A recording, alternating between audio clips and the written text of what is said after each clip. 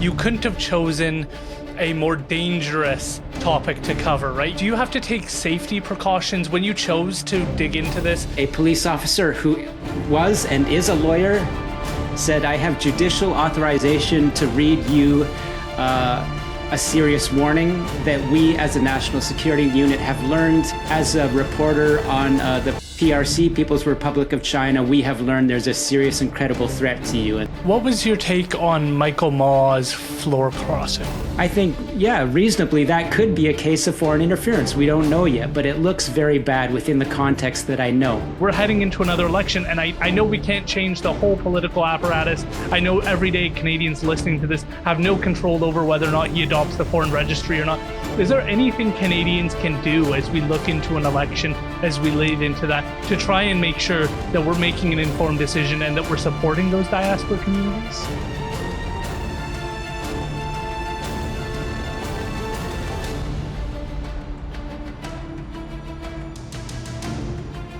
Sam Cooper, thank you so much for being willing to join us today. I'm excited to get into your research and your book, but first, would you mind introducing yourself for people who might not be acquainted?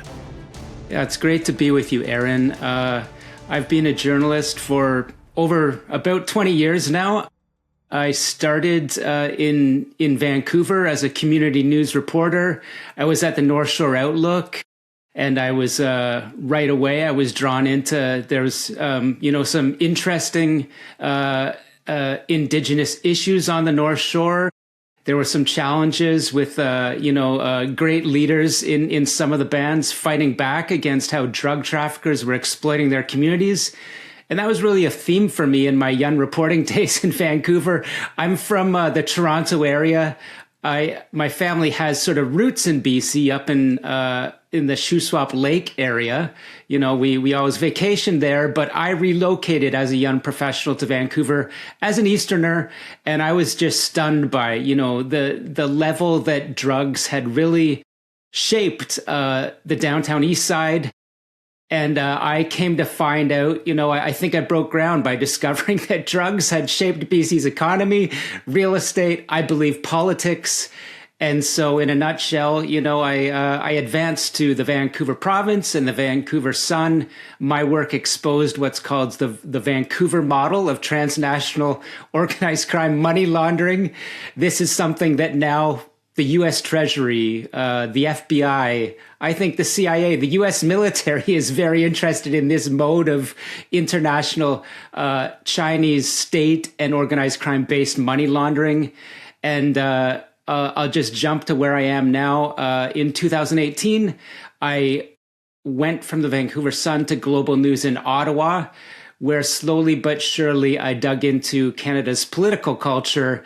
And that led to a story that people will recognize as the Chinese election interference story. And as you know, my work was a leading force in sort of getting Canada's Parliament to adopt a foreign agent registry. But 18 or 19 months after it was passed unanimously in Parliament, we still don't have one in place. And so, I'll end my intro answer there. That just shows you sort of how I started in Vancouver and advanced to national and international themes. I really appreciate that, because I'd like to dig in a little bit more into your background and the journey you sort of went on. For people who follow you, they know the reporting you do, but I'm also interested in the story arc of your decision to kind of commit to this story and to follow it and to continue to dig into it. When did journalism become something you knew you were interested in? Well, I had always, from a young age, I would credit my mother and father as being sort of very academic oriented in feeding, very high level books from Victor Hugo to Dostoevsky and Hemingway was shoveled at me at a young age. And so I was kind of on one hand, a very competitive and athletic person. On the other hand, academic oriented. My idea growing up in, the Toronto area was to get into law school, hopefully. So I went to University of Toronto. My idea was to go into law school, but at some point I sort of got diverted from that did some traveling and thought I'll be a writer, but a writer of fact. And that's how I got into journalism. I went to Langara College to get my journalism certificate. And I always like to, for the people that know me in British Columbia, keep giving credit to Langara as a great, practical journalism institute. And so very naturally, when I was ready to go professional from Langara College, that's how I just jumped into community news reporting in BC. And that sort of basis, I'm telling you, I had that sort of sense of justice or, the fact finding capacities of a lawyer. Didn't go that path, but I very much, I think, sort of was drawn to legal reporting, drawn to investigating, finding truth, tackling big issues, much like certain kinds of lawyers are motivated. And so that's what took me into, discovering what I believe is driving inequality in Vancouver and Canada and worldwide. And that is a lot of global money laundering, I think, and sophisticated organized crime. May I ask, there's a lot of people who go into journalism and from my perspective kind of stay at the front level of community news and that's an important piece, but the journey to kind of, I think they call it finding your own beat, figuring out what you're passionate about, digging into that, is that something you see as common? I'm also interested in journalism as a field, and I see so many people getting stuck at that front end and not finding their beat or their issue or kind of figuring out where they want to focus on and developing that over time. And you can see through your career, you started at the front end and you over time figured out where you wanted to be, the issues you wanted to focus on, to the point now where you're one of the most influential voices on this issue. And I just find that really awe-inspiring of like, okay, people can figure out that path. And so could you just help me understand that kind of piece of your career? Yeah, I mean, I really appreciate the philosophical framing of the question. And I think about this a lot. And so I'll just, in a rambling way, I'll unpack what you asked a little bit. I mean, as to finding a beat, yeah, you need the capacity to, and the willpower and the passion to find out what you're really interested in. And then, as I always tell young journalism students, or have in the past, there's going to be a lot of people above you trying to shape what you write about, try to shape the angles you write about. They may even, as you kind of learn the business, because it's a business, you may even start to get the idea that their political views or even the shaping of high-level advertisers may impact a story or two. So this is just something that it doesn't matter if you're in journalism, any path in life, you're going to, kind of as the saying for, I believe, attributed to Abraham Lincoln, you sort of find your solid ground and stand on it. Don't move off it. Don't let people push you around. So as I said, I've always been kind of a competitive, in my younger days, athletic person. And that's very important for journalism. Finding your beat, getting good at something, being confident. A lot of it is, willpower, diligence, persistence, the same qualities that make, a good athlete that's going to show up at the gym every day, even if they don't feel like it, because they're driven and they've got a will to really excel. The same, in my career path, I've sort of started talking to special forces soldiers and things of this nature. And we talk about, sometimes we see similar qualities in each other, whether someone's from the security or policing field or a soldier or me in journalism. It's like there's a firmness of mind. There's a will to sort of do the right thing. If I'm, really, really looking in myself, I think at some point now, because I'm self-employed, I get a little critical to journalists. And in a way, that's my job, because I see, unfortunately, again, I've been there, but don't let your reporting be shaped by whatever political narrative is prominent in Ottawa, or if because, the government is sort of, I think it's a real criticism that the government is now largely subsidizing journalism. And there's some pretty senior journalists that I just find myself, they adopt, a party line a little bit too much. So yeah, just be original. And if you love it, you're going to find your path. If I was given advice about if there's any young journalists trying to find a beat in reporting. Okay, I want to ask this question because it's been on my mind since I started reading your book. You couldn't have chosen a more dangerous topic to cover, right? You're going into issues of billions of dollars flowing through communities. You write about how individuals who are Canadian Chinese individuals are having gangs show up at their house and threaten their families. You're going into issues where politicians are involved, and keeping a story quiet is important. Like, you didn't choose to cover the PNE or another event or another community event. You're choosing kind of one of the a story that goes at the heart of a country, of crime and justice, of political power. Do you have to take safety precautions when you chose to dig into this? How do you make sure you're safe, and how do you hold true to that? Because I think it's likely one of those stories that you're at risk, right? Like, there's people who do not want this covered to the extent that you're covering it. Could you just walk me through that decision as a journalist to cover this story? Yeah, I'll walk you through the decision and then the security impacts. I mean, I've said before that when I really start to look into myself and people ask, you're taking some risks. You seem to have, conviction in what you're reporting. If you're right, you could be doing something important for Canada. And I think, looking back at my family's past, as immigrants into Saskatchewan, they were pretty, very entrepreneurial in the business community. They helped build Canada as your ancestors helped build Canada. I look even further back to Europe and see the same qualities, from some of my ancestors. So I'm thinking, I believe in the long path of democracy and justice. I think it's the best model. It's not perfect, but it's the best model in some of the competing models in the world. And so, I've chosen difficult work. I'll just add, my father, who comes from that history that I'm looking into, being sort of the sons of a somewhat, for Canada, wealthy family in Saskatchewan. They got sent off to private school in Switzerland with some very high level people. And I think my dad, he had the capacity to follow the path of a diplomat or a wealthy business person.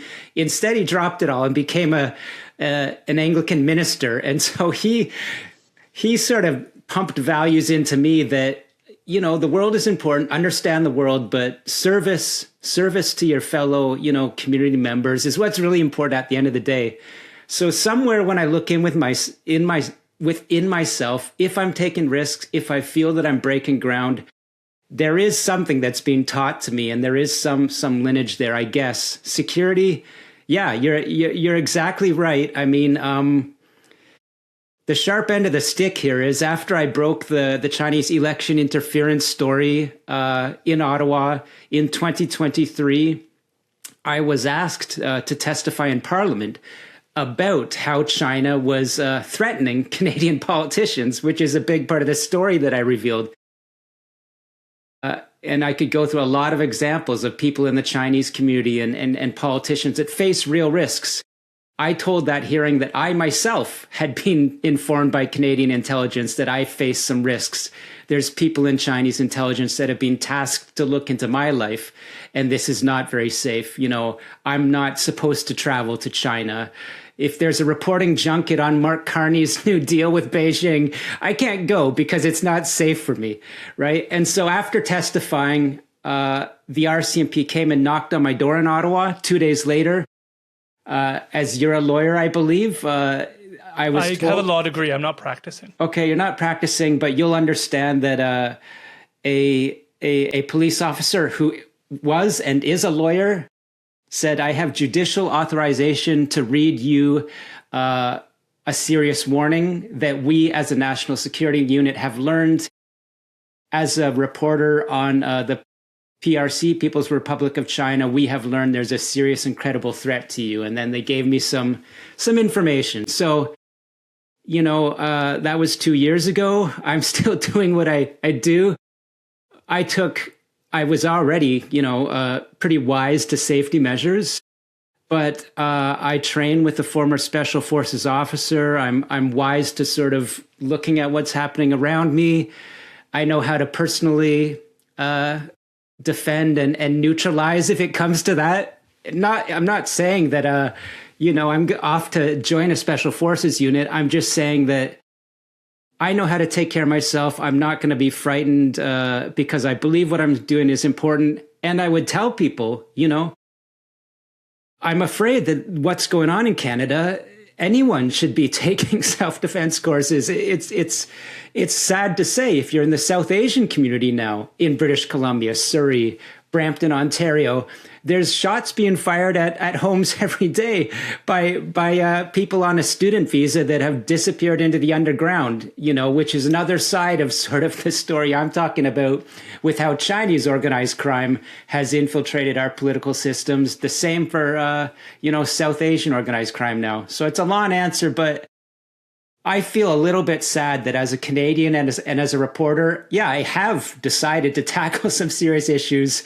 but I don't think I should have had to, in this country, receive a warning from the RCMP. And I don't think my fellow citizens, whether they're from a diaspora especially, should face threats for geopolitical reasons.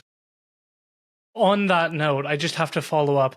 This is one of the implications as well, in my opinion, for freedom of expression, right? It's of course that leans heavily on the government not interfering to our right, but it's also in part their role to protect us so that we can practice our freedom of expression.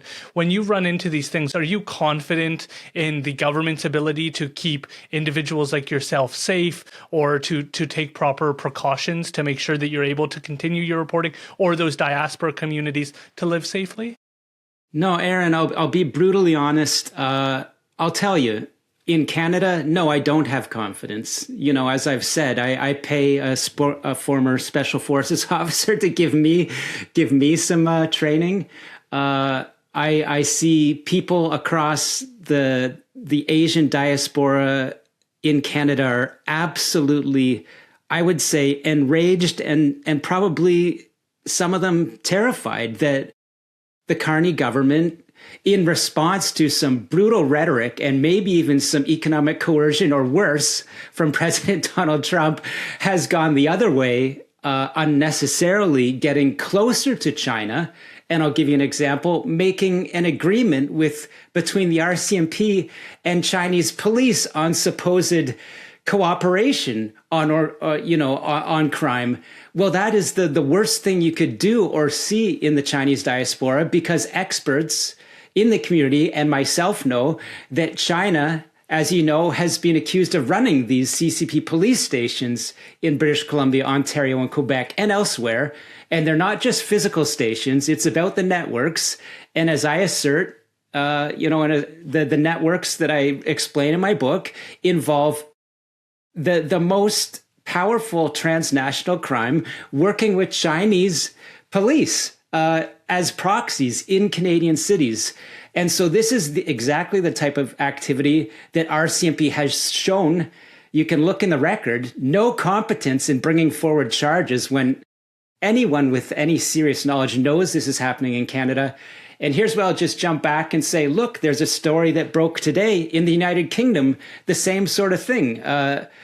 Keir Starmer's government, which is very similar, I think, in constitution to Mark Carney's government, has just, against all advice from the diaspora, from intelligence officials, again, from the US government, made the decision to give China the capacity to build a mega embassy, which all the experts say is going to increase their spying capacity and their threats to the diaspora in the United Kingdom. So this is just the same type of sort of lack of confidence in governments in the world that I think are acquiescing to China's very sophisticated interference.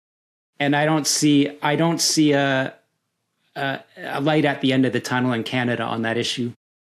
Thank you for being willing to share that. When you started on this work, I'm curious, what piece did you feel like you needed to learn about the most? There's the financial aspect of how money flows. That's a key part of your reporting. But then, and this is where I think just your ability to take on new information, comes in, where when I'm reading your book and there's all these different names that are Chinese, that's a lot for your brain to kind of take in and start to learn just who the players are and get used to that model as well, where I'm used to John Doe, but I'm not used to different Chinese last names. And so that was a little bit of a learning curve. And then there's the legal implications. And then there's what's happening in terms of the movement of people and money. What part was the hardest for you to kind of unravel and understand, to get a grapple on what the issues are? Yeah, that's a great point. And a lot of people have made the point that sometimes they've always made the point, going back to, the Vancouver Province and Sun, my writing is very dense. And because of the way my brain is arranged differently than others, I probably stack a lot of facts in and overstack. I think I've learned to sometimes air it out and simplify a lot more, because you can lose people. But maybe there's a slight amount of sort of obsession in the thinking of wanting to grasp and understand a big system, a flow chart, and sort of my reporting is very network based. And I've found that after years and years of doing this work, when you see, first of all, I'm fascinated by social networks, business networks, power networks. I just find that, gripping and fascinating to write about how power operates in the world. There are personalities involved. There are, financial links involved, political links, strategic links. And so my mind is attracted to that sort of density and complexity. I don't always get it perfectly right, but a lot of the times I think I can see the patterns and sort of understand what is not explained or obvious on the surface toward what's driving something. And again, I don't always get it right, but I think I've been pretty successful in identifying some interesting trends and getting to the bottom of stuff. So that's what you see reflected in the writing of that book. And sometimes it is overdense, probably. That just leads into your point. You talked about reading like Dostoevsky and individuals like that. And I enjoy your book. My fiance and I enjoy it because it is dense and because it does challenge the reader, and it does remind us of how little we know and understand. I think in our Western culture right now, people kind of feel like they understand everything. And when you bring up an issue like Chinese interference, oh yeah, they're meddling in elections. But the issue is obviously much deeper and more complicated than people understand. And it's sometimes important when you're learning about something to be humbled by it and to appreciate the great complexity. And so how big do those connection maps become for you when you're trying to figure out all of the different players involved and all of their links and who's talking to who, and then trying to figure out, is this person really, really connected to this person, or did they just meet once, or is that a long-term relationship that we just don't have any data on? How complicated does that part become for you? I mean, it gets very complicated. And in my experience, I would second the observation you make. A very important capacity for, if you want to call yourself an investigator, myself in journalism, I think it should be taught in school, is know what you don't know. Don't be overly confident in seeing, actions in the world and right away you jump and say, I know what's going on. I'd like to admit that the world seems very crazy right now. And my theory is that, China and Russia unfortunately, I'll put it this way, they're the enemies of, Western freedom. They have seen, and people can even see a video clip. I think I'm getting to your answer in a roundabout way. They can see a video clip in 2023 of Xi Jinping and Vladimir Putin talking outside a meeting and saying, Xi Jinping, president of China, says, we are seeing opportunities to shape history unlike we've seen in 100 years. And Putin nods. And I think that is the evidence people need to see that they decided, they're gonna rise to the top and upend the order. So, I mean, knowing what you don't know, to put my head around your question, year by year, sort of, to give you an example, I wrote about these people that had laundered massive amounts through British Columbia government casinos. And, some of them were what were I knew to be, street level gangsters. So they would be the people that deliver drug cash to extremely wealthy people traveling in from China, who would be Chinese officials or former military officials or police officials or industrialists. Not Jack Ma of Alibaba, but corporate people from China. So what's going on here? You've got a gangster handing, a guy in a suit, $500,000 in cash, and BC Government Casino is letting him walk in and gamble drug money. So, after a while, year by year, after I start reporting that story, I now have Canadian government sources saying, hey, that deal that you wrote about, there's a guy that received that duffel bag of cash. He's got a property out in, let's just say, I'm pointing to a real example, but I'll be a little vague. Let's say in the Fraser Valley, a compound with unimaginable wealth. Massive amounts of cars in a bunker, Lamborghinis, Jeeps, fire truck, a big rig. Doesn't make any sense. Oh, this is a former senior Chinese military official. And then I can poke around and see, oh, this person, the military official with this compound in Canada that makes no sense, all these weapons inside, this person is meeting with the Chinese consul general. And sitting there, we can see them in a box in the Burnaby Swangard Stadium. There's Canadian politicians there, there's Chinese officials, there's gangsters. And so in a nutshell, I'll just end the example here. This was, I discovered, what's called China's United Front Work Department, or the Chinese Communist Party officials, members, whether they're drug dealers, former police officials, Chinese consulate officials, wealthy community leaders, they're all gathered together in many different kinds of business relationships, social relationships, political relationships. But the key thing is, they're doing President Xi Jinping's political work in Vancouver, your city, and that's undermining Canada. So how high does it go? It goes up to President Xi Jinping, at a mid-level. Where does it go? Vancouver's consul general and this, a gangster giving cash to a former senior military member with a compound out in the Fraser Valley. That's sort of the mind mapping I do, and that can be proven. When you learn about something like that, were you surprised? I find that there's kind of two different paths people often take, and obviously there's a spectrum, but some are like, I'm just default skeptical of government. I just don't believe government's always there for the people.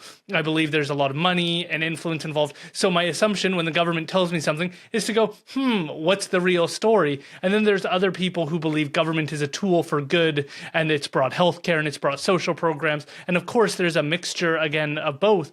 But I assume that when they create something, there's going to be leaks of financial movement that are not going towards the intended use case. So when you hear about this story and you start diving into it, are you shocked seeing Canadian politicians involved? Or are you more like, this is not surprising, this is a challenge we need to address?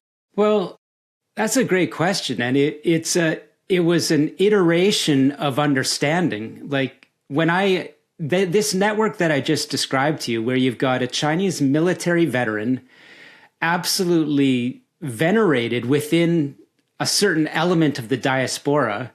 When I was told about this person's wealth in the Fraser Valley and the kind of the pictures as a Canadian, I couldn't believe and didn't make any sense. And then I had, Canadian government sources saying this person was, or maybe still is, connected to China's military. They're a main figure in this Vancouver model money laundering story through the casinos. They're a main figure meeting with Chinese consulate officials. And so my eyes could see those photos.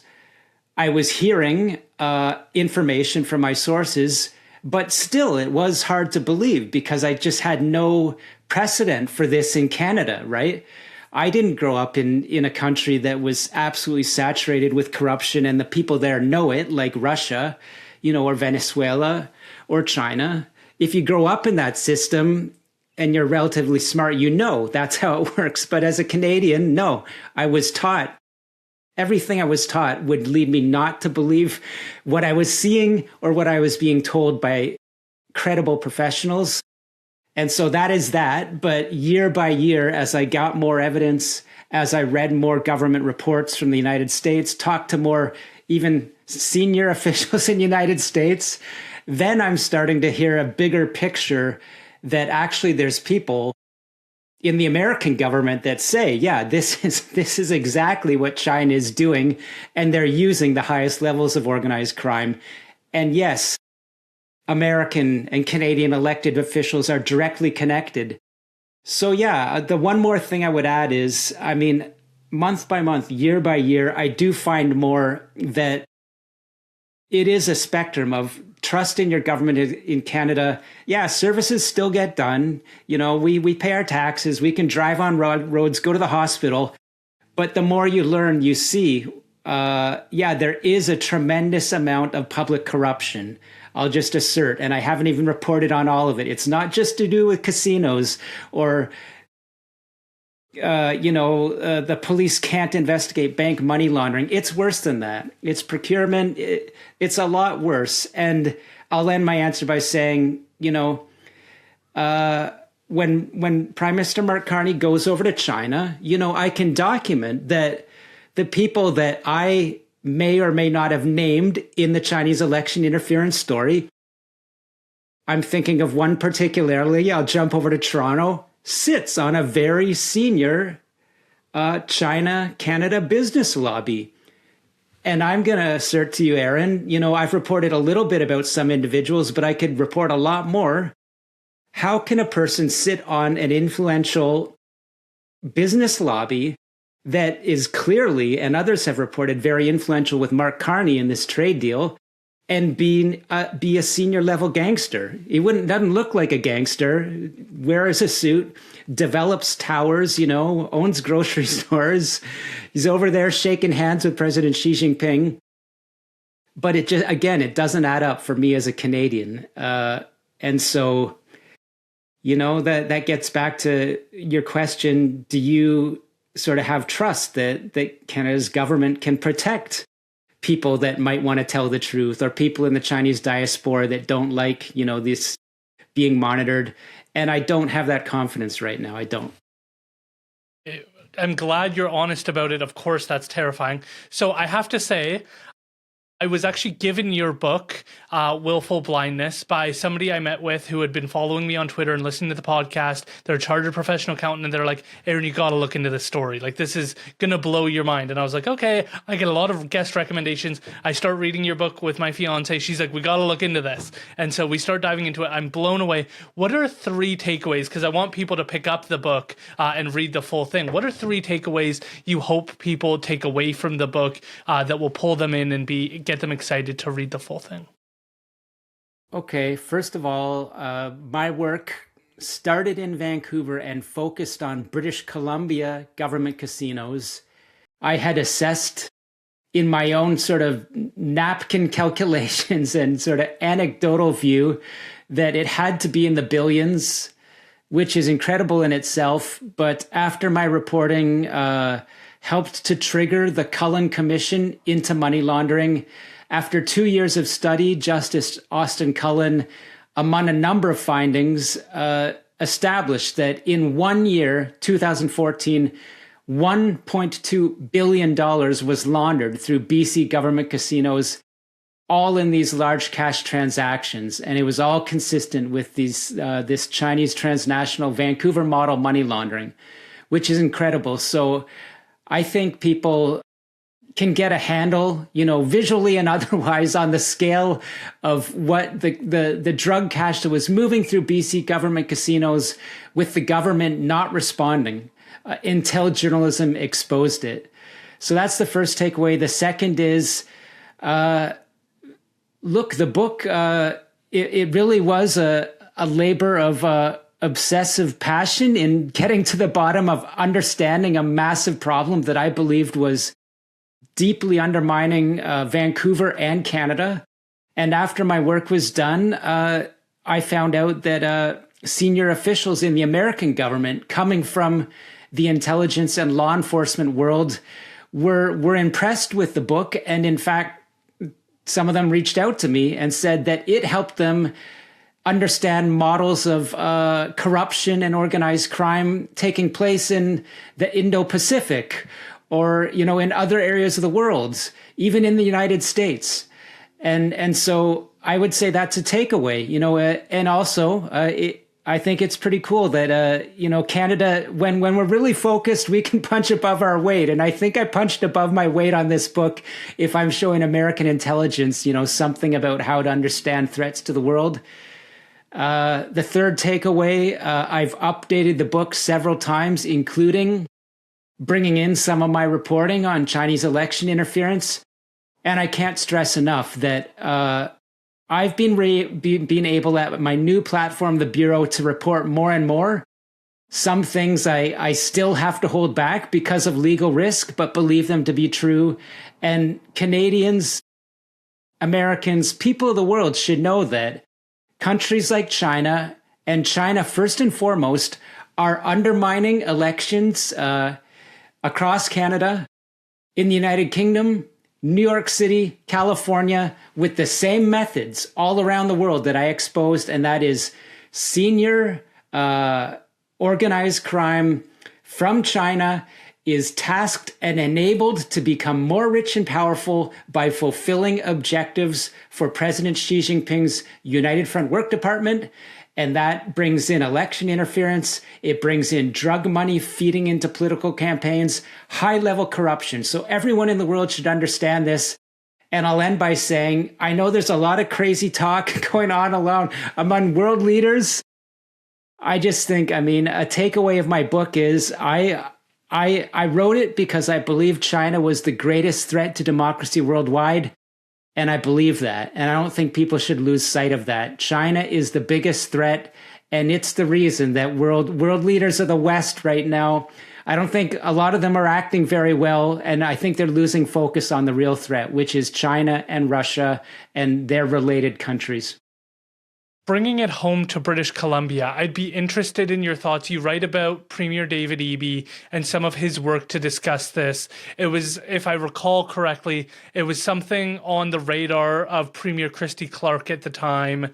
John Horgan comes in shortly thereafter, and then they kind of say, we're actually going to address this. Could you walk us through kind of that chapter? What steps did David Eby, I don't think he was premier at the time he took some of these steps. I believe he was a minister. Could you walk us through a bit of that chapter and what more British Columbia should be doing to address this? Yeah, sure. This is a very complex story that gets to what I was saying about I learned more through time. And I'll give you another brutally blunt assessment. Aaron, I've come to believe that it's very difficult to be a politician or a regulator in British Columbia because over the decades, China has been so skillful and sophisticated in flooding corruption money and organized crime money into real estate, into banks, into law offices, into BC casinos, front and foremost, and most easily to see, into all areas of society, to the point where, I've come to believe that Premier David Eby, while I was exposing and reporting on the Vancouver model, was a very strong advocate in cracking down on the casino money laundering. He got on his soapbox and argued very well that people before him, including Premier Christy Clark, including Housing and Gaming Minister Rich Coleman, and others, hadn't been very diligent in cracking down on how this dirty money from abroad was coming in and washing through our casinos and real estate. He was right.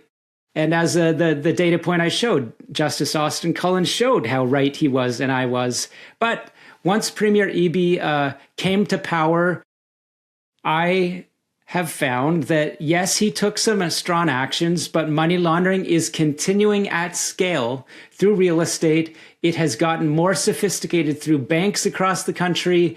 It moves around. And the political side of what I'm talking about, Aaron, there are people surrounding Premier Eby that I believe are connected to these Chinese United Front networks, unfortunately. And I don't think that Premier Eby has had full success in acknowledging some of the people that have approached the NDP, just as they've approached the BC Liberals before, don't have Canada's interests at heart. And I'm sure Premier Eby would have a counter to that, but I've done some reporting at the Bureau that I do believe points to, let's just call them continuing vulnerabilities for BC's government, and they didn't end with the BC Liberals. Can we talk a little bit about the path forward? I believe, if I'm reading the tea leaves correctly from your book, Australia may be a reference point for Canada to look at to take some initial steps to start to get this under control.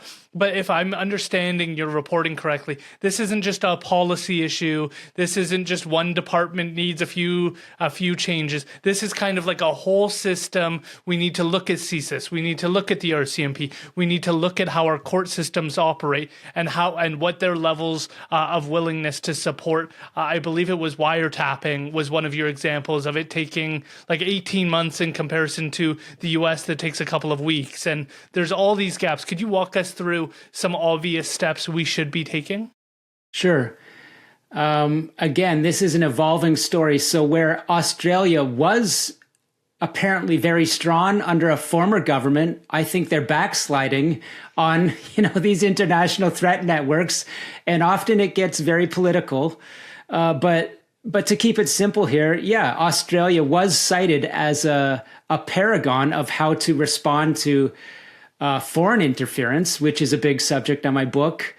Their government was targeted by some surprise casino whales from China and a major real estate developer that has come up in, United Nations corruption cases. These two individuals that are cited in Canadian intelligence documents on foreign interference flooded Australia's political system with donations. And again, they're working for Chinese intelligence. They're involved in organized crime. And Australia's government implemented some strong laws to crack down on foreign interference, and they've had a few successful cases. So that's a good example. What does Canada need to do? Again, Aaron, we have this somewhat weak version of a foreign agent registry for Canada, not even implemented yet. To me, it's just it's negligent for Mark Carney to go over to Beijing and do a trade deal without that foreign agent registry in place, because I believe it could be shown that people in Canada that are quite influential in the Liberal Party, some of them should be on that foreign agent registry. So how do you do a deal with China when you haven't put that safeguard in place? So that's one step, clear enough. That's the low-hanging fruit, and still it's not being done. What do we need to do for the legal, the legals out there like yourself that sort of see the system? Yeah, Canada cannot. It's become more clear that Mexican cartels are very present in Canadian cities. And as was testified in the Cullen Commission, the RCMP could not even get wiretaps on Sinaloa cartel operatives in Vancouver, after half a year.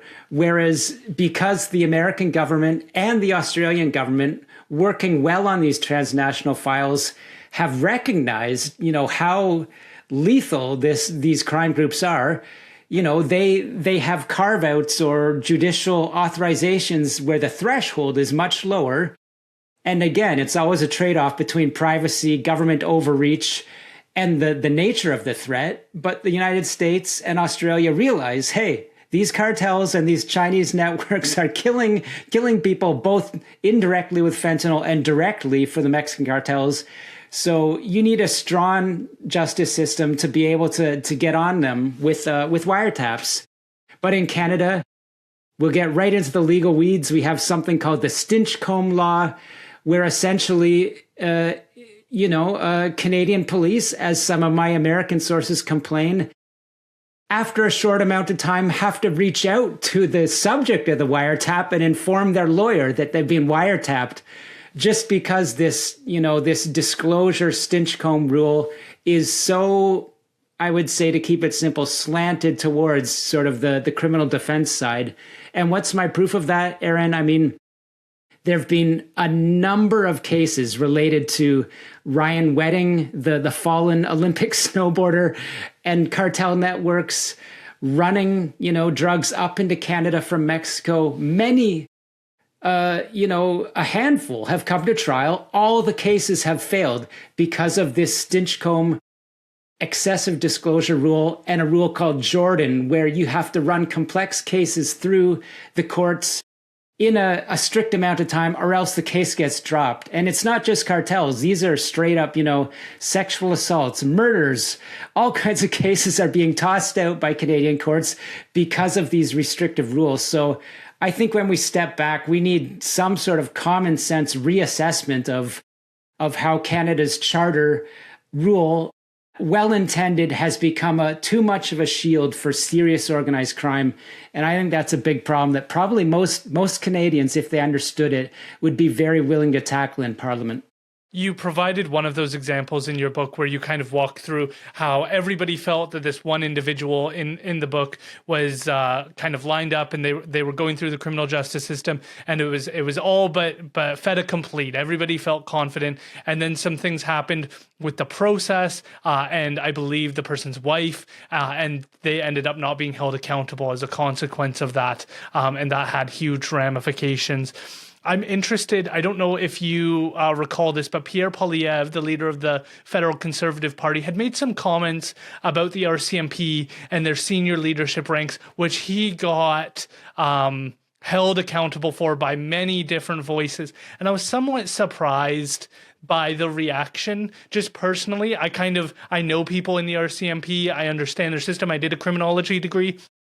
The politics at the senior levels is very, very high. The goal of moving up the ranks within the RCMP is complicated, and it's built in a structure that encourages people to work together to kind of find that top. And so when I heard his criticisms of these people are they're politicians basically. They're not serious RCMP officers, boots on the ground type people. They're in the realm of politics, and the backlash he received really surprised me, not because I think he's right on everything, but because I don't think it's in dispute that many of the senior level officials within the RCMP are politically motivated and mindful of how they're going to be seen by the general public and want to be at that upper echelon of the RCMP. Whenever you have a hierarchy, people are driven to want to lead to the top. And if that means sacrificing principles, some are willing to do that. And overwhelmingly over time, I think that leads to people at the top who are incentivized just to be at the top and not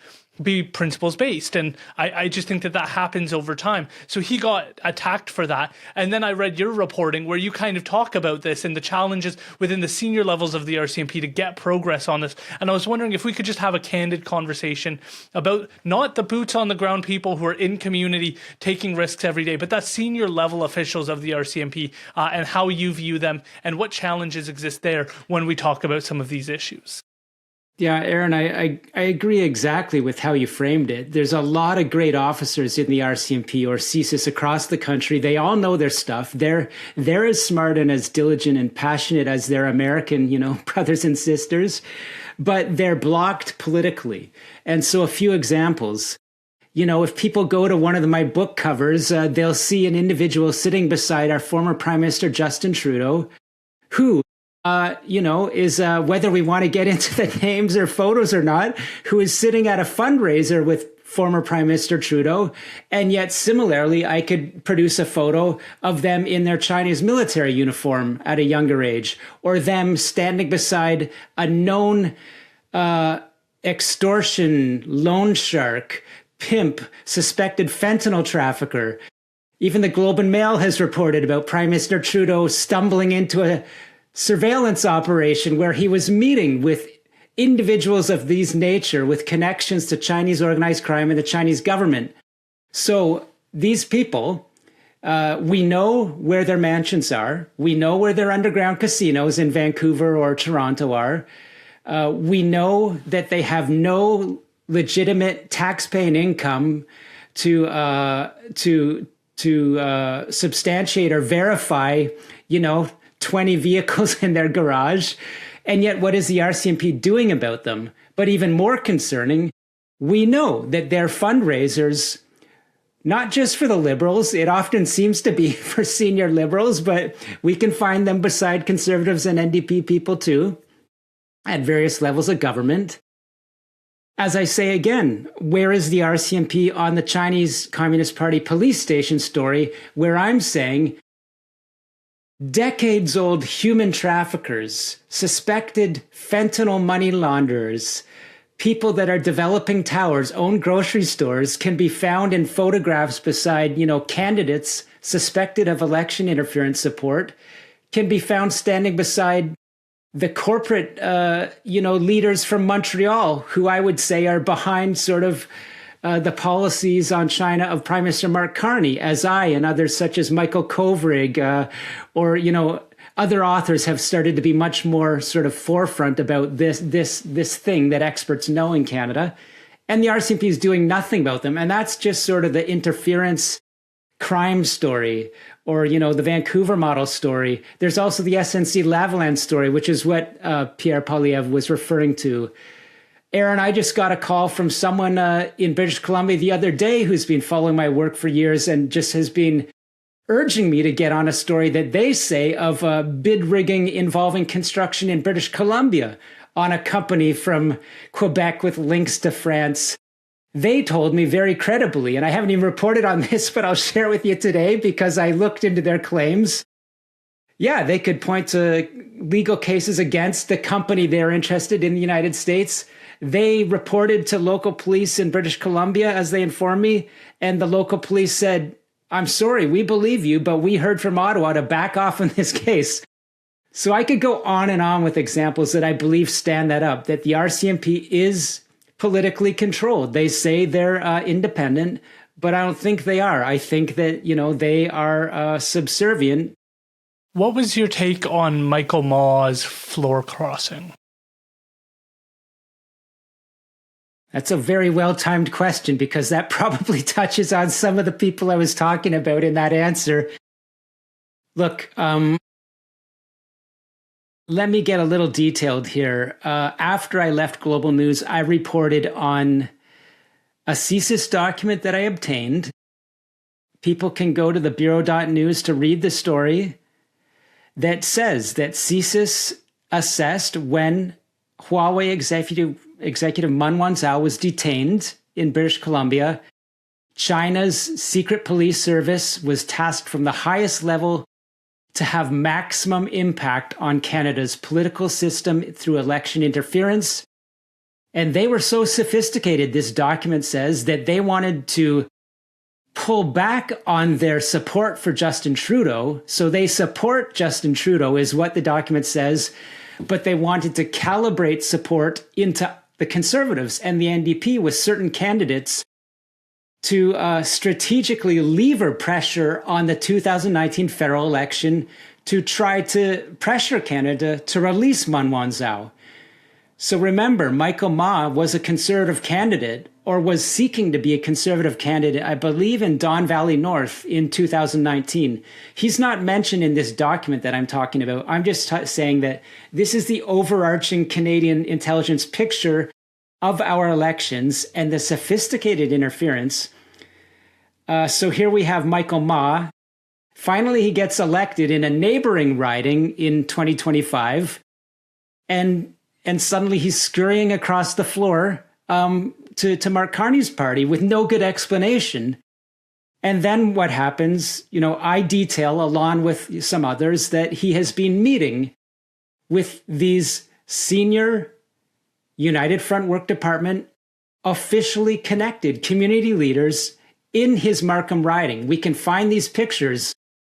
We can see pictures of Michael Ma and other Canadian politicians wearing red scarves with the Chinese anthem playing and, images of Chinese military behind them. It's like you can't even make it up how bad that looks, and it just very obviously something's wrong. That doesn't mean that Michael Ma under the table made a deal with these United Front community leaders who surround people from all parties, candidates, not just, the Liberals. As I said, CSIS reported in 2019, China will support candidates from all parties. So was Michael Ma one of those candidates that, was supported as a conservative? He gets elected and suddenly someone wants to throw the switch and give Mark Carney a majority. So, now Michael Ma is going to cross the floor. I don't have that evidence or wouldn't even allege that, but it certainly looks suspicious. And then, what do we know? After crossing the floor, he travels with Mark Carney to Beijing on that trade mission. It looks horrible from all angles. So I do think if we step back, I don't have any information besides my own educated assessments, but I think, reasonably, that could be a case of foreign interference. We don't know yet, but it looks very bad within the context that I know. I think that's my bigger fear. I see a lot of, and I'm sure you've seen this, the debate on CTV or CBC, like, is floor crossing good or bad? What does it mean? And the topic about, like, what does this mean in this specific case seems not the focal point that it should be. And I think and I'd be interested in your kind of reflections on your work. Canadians are so, by their nature, kind and assuming the best in people and generous in their perspective and believe that multiculturalism is a foundational pillar of our society, that we don't want to look at a Chinese gentleman who ran for a party being capable of choosing or working with another, like the CCP, over Canada. We just don't want to believe we live in that world. And I just wonder what level of cognitive dissonance you've seen in your reporting where it just makes people uncomfortable to think that of another human being. Because that's when I hear these stories and when I look at the Michael Ma case, my default is like, no. People are generally good. They're not driven by negative things. I'm not driven by those things as much. Like, I'm trying to be a good person here. So he must be doing the same thing and we must just be misunderstanding something. But then you see the follow-up actions, the lack of justification, the willingness to travel to China after this, and no remorse for his actions. And then I go, well, I can't give you the benefit of the doubt because you're not giving me anything to kind of be reasonably doubtful that these accusations are the case. Like, you're not making it look innocent. And so how am I supposed to presume your innocence? Because I don't want to do a trial by media, but that's all we're left with when we're in these circumstances. And your reporting, I imagine, makes some people uncomfortable. And I'm just wondering how you digest that and how you work with people to kind of see the light at times.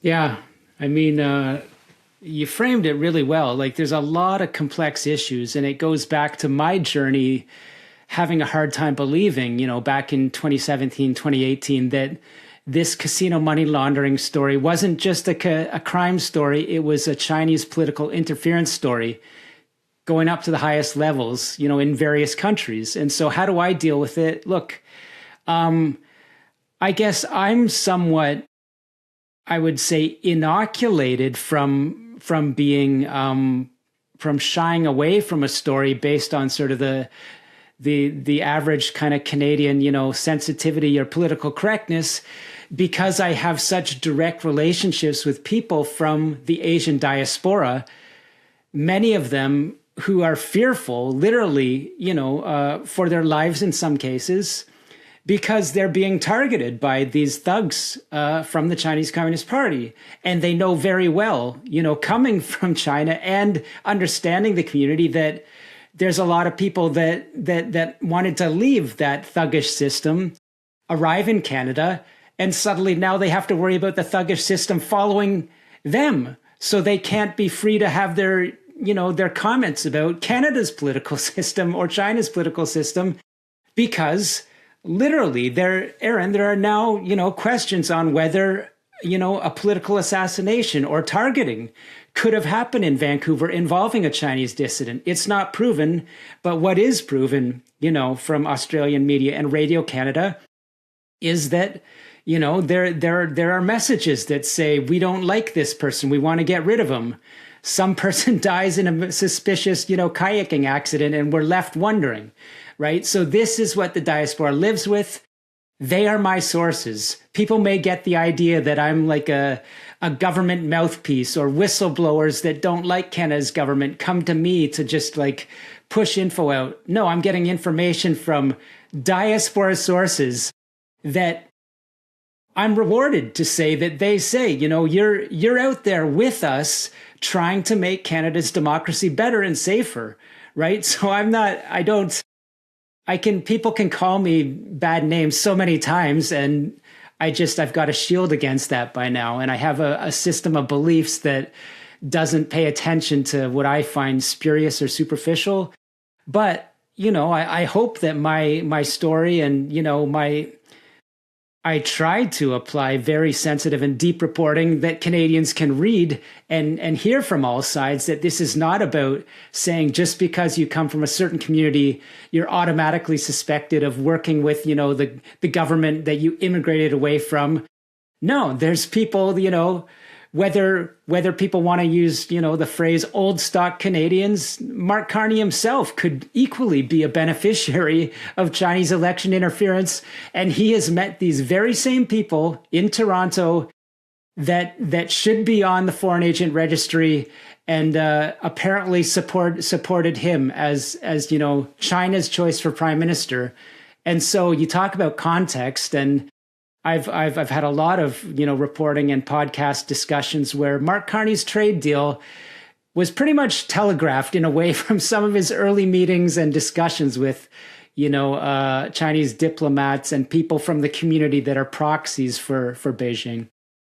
One of the last questions I wanted to get your thoughts on, and I'm mindful of time and want to respect that, is just around so I had reposted something you had said on Twitter, and one of the people had commented something along the lines of like, oh, well, he's spoken with Laura Loomer, so like you can't trust that guy. And I did look up a bunch of your interviews, and I noticed, surprisingly, that a lot of more right-leaning, like Rebel News is willing to speak with you, Laura Loomer, those types of individuals. And my response to that person is, you're an investigative journalist, you're trying to cover a story, the people who are willing to hear the story are the people you're going to speak with. But I just wanted to get your reflections and make sure you speak for yourself, because I was somewhat defending you, even though we hadn't interacted. But I wanted to get your kind of take on, you're trying to get a story out. How do you balance that it doesn't look like it's perceived as right-leaning or left-leaning? And like, how do you navigate those types of things? Yeah, I mean, I'll address, I've always had the view within limits that my reporting and my facts are my reporting and my facts. So if you come from a MAGA base like a Laura Loomer, and, she's very controversial, she's said some things that I completely disagree with. She takes positions I don't agree with. And yet she's a person that I was told President Donald Trump will watch her show. So I knew when I was deciding, will I go on Laura Loomer's show? Look, my facts are going to be my facts. They're important facts. As I've said, people at a senior level in the US government read my book and learned something. So I decided she's got a lot of viewers. President Trump watches her. I'm going to say my facts. I'm going to say the truth. I'm going to report on this breaking election interference story, which involved this former cop, Paul Chien, talking about how his conservative opposition, Joe Tay, could be turned over to the consulate. Egregious. Again, the RCMP has done nothing. Joe Tay, I find to be very honorable. Not to get off topic, but I told Laura Loomer's audience this is happening. And if people flip forward to the end of the interview, I explained, hey, Canadians want to be respected. President Donald Trump talking about the 51st state isn't helping the political temperature in Canada. We want to be respected. We want to be side by side fighting the real enemy, which is China. I had perhaps a naive hope that maybe even President Trump would listen to that. Doesn't matter if he did or didn't. I'm saying my truth as a Canadian. I was offended and am offended by his comments, and I conveyed that view. It was my facts, evidence, and truth. And it was true then, and it's true now. So if people don't like Laura Loomer, good for them. I said my truth. Are there people that I would not go on? Yeah. There are people that are, it appears to me now, are being leveraged by Qatar or other foreign governments where they would appear to be conservative, but they're, I think, speaking, the line of another bad foreign government, whether it's Russia or Qatar. So there's people I will draw a line. And so, yeah, I would just tell people, that's a little bit complex. There are lines, but if Anderson Cooper or Jake Tapper ask me to go on, I'll be overjoyed. I'm going to Rebel. Look, they broke a story about the People's Liberation Army training in Canada's Arctic. So I would tell people my training is the facts are the facts within good, reasonable bounds. I'll talk to someone if they have a platform, and the facts will be my facts. And I believe they'll be in the public interest. I agree with you. I'm glad you were able to share that. I frequently watch. So I watched the interview with Rebel, and I actually thought it was a really, really good interview. And you can, as you kind of described, you can separate the noise or the other things that they cover. But his interview with you, I found to be very thoughtful. I would have loved if he let you speak a little bit more, because you were making some really good points, and he was going a little bit longer, which is not a bad thing. That's his style. But the only other piece I just wanted to get your thoughts in, we're leading into, I think, an election here. What I'm hearing is that Mark Carney's interested. He didn't get his majority. He's interested in taking a spring election. That's what I'm hearing. And so if that ends up being true, we're heading into another election. And I know we can't change the whole political apparatus. I know everyday Canadians listening to this have no control over whether or not he adopts the foreign registry or not. Is there anything Canadians can do as we look into an election, as we lead into that, to try and make sure that we're making an informed decision and that we're supporting those diaspora communities? Yeah, I'll keep it simple, because this was my view and it is my view that it's my deep held belief that Canada and the United States are natural allies. As people, we're very similar, not identical, but our cultures are the most similar in the world. I myself, I've got a great connections and affinity to the United States, also to Japan, Taiwan. As people, we kind of, for family reasons and whatever, we get along with certain countries. I would say, I'm closer to those, Japan and Taiwan, than I am to the United Kingdom. But what I'm reiterating here is that China and Russia, Iran, once you do this, you research enough, I think an honest person living in the West will understand those are the enemies. They want us harmed. So people in this new election, I'm afraid that the last election, people were scared into believing that the American government was the real enemy. President Donald Trump, wants to subsume Canada. I don't think he does. In some ways, if I'm being very honest, I think he's an extremely effective leader. Marco Rubio, Scott Bessent, J.D. Vance, more or less, these are intelligent people. And the view in Canada that, it's a bunch of world-conquering idiots that are making some hard, moves around the world just because for imperialism, I think it's a lot deeper than that. I've got insight that because I have traveled to Taiwan, because I have connections to Japan, there's a great fear that China is about, along with Russia, to extend attacks, right? They're working together. So I just don't want Canadians to, and President Donald Trump is making it very hard with all the noise. I believe that, he sort of can't help himself in some ways. No one's perfect. He's done some good for the world. Look at the whole picture. But Canadians, if you believe America is the enemy and we need to worry about them invading us, we don't need to worry about China. So let's get closer to China. I'll just be very blunt. I think you got a wrong view of the world and you're not going to be able to vote in a way that benefits you as a Canadian. You're going to end up harming yourself. And as it turns out, it seems to be a lot of older people that are leaning towards, President Trump and the United States is the enemy, and we'll never be friends with them again. I think if they vote that way, they're hurting their children and the generations that follow. So it's going to be very interesting, but I don't know that I'll be able to change one single mind with that viewpoint, but I'm going to keep trying. How can people follow your work? So you can go to the bureau.news, which is my journalism platform that I started in 2023 when I launched out on my own after almost 2 decades with Vancouver Sun, Province, and Global News. The bureau.news, that's at almost 35,000 subscribers now.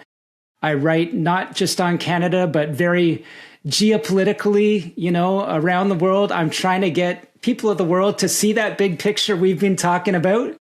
They can agree with me or not, but they're going to find some thoughtful, in-depth reporting. So the Bureau.news, and if you go to X at Scooper Cooper, where I'm often a little bit more off the cuff with some commentary and thoughts, but the same sort of view, just trying to make sense of a very, very wild and noisy world.